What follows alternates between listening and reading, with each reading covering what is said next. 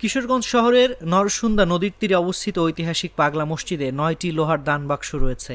৪ মাস ১০ দিন পর শনিবার সকাল 7:30টায় এই দান বাক্সগুলো খোলা হয়েছে। এতে পাওয়া গেছে রেকর্ড ২৭ বস্তা টাকা। কিশোরগঞ্জের জেলা প্রশাসক ও পাগলা মসজিদ পরিচালনা কমিটির সভাপতি মোহাম্মদ আবুল কালাম আজাদ ও পুলিশ সুপার মোহাম্মদ রাসেল শেখের উপস্থিতিতে দান বাক্সগুলো খোলা হয়। কিশোরগঞ্জের জেলা প্রশাসক ও পাগলা মসজিদ পরিচালনা কমিটির সভাপতি মোহাম্মদ আবুল কালাম আজাদ জানান, ৪ মাস ১০ দিন পর শনিবার সকালে পাগলা মসজিদের ৯টি দান বাক্স খোলা হয়েছে। এবার দিন বেশি হওয়ায় একটি ট্রাঙ্ক নেওয়া হয়েছিল। এখানে মানুষ মনে করে যে কোনো মানত করলে তার আশা আকাঙ্ক্ষা পূরণ হবে। আমরা এই মসজিদের যে সিন্দুকগুলো খোলা হয় এটা প্রতি ৩ মাস বা তার ঊর্ধ্ব কিছু সময় হয়, প্রতিবারই এভাবে খোলা হয়। তো আমরা আজকে প্রতি বছরেই বা প্রতিবারই খোলার সময় দেখা যায় যে গতবার যা হয়েছিল তার থেকে আরও কিছু বেশি হয়। আমরা আশা করছি গতবার প্রায় ৬ কোটি টাকার মতো হয়েছিল, ৬ কোটি টাকার উপরে হয়েছিল। এবার আশা করছি এর চেয়ে আরও বেশি হবে। ৩ মাস পর পর দানবাক্সগুলো খোলা হলেও এবার রমজানের কারণে ৪ মাস ১০ দিন পর দানবাক্সগুলো খোলা হয়েছে। আশা করা যাচ্ছে অতীতের সকল রেকর্ড ভেঙে নতুন রেকর্ড সৃষ্টি হবে।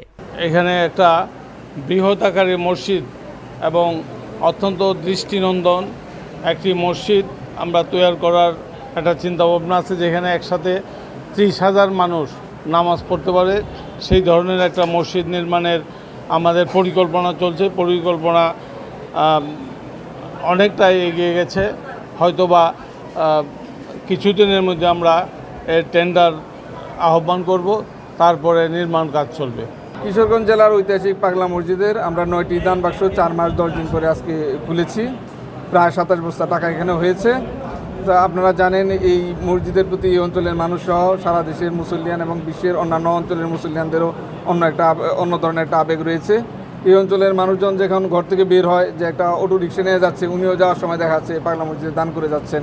এই অঞ্চলের মানুষের একটা দাবি বহুদিন ধরেই যে এখানে বড় একটা দৃষ্টিনন্দন মসজিদ হবে, একটা মসজিদ কমপ্লেক্স হবে, অন্তত ১০৩০ মানুষ যেন এখানে একসাথে নামাজ পড়তে পারে। আমাদের আগামী মাসেই পরামর্শক নিয়োগ ইনশাল্লাহ চূড়ান্ত হবে। এরপরে মসজিদের মূল যে ডিজাইন, সেই ডিজাইনের কাজে আমরা হাত দিব। আর এটাতে আমাদের সবারই আন্তরিকতা রয়েছে, সবারই সহযোগিতা রয়েছে।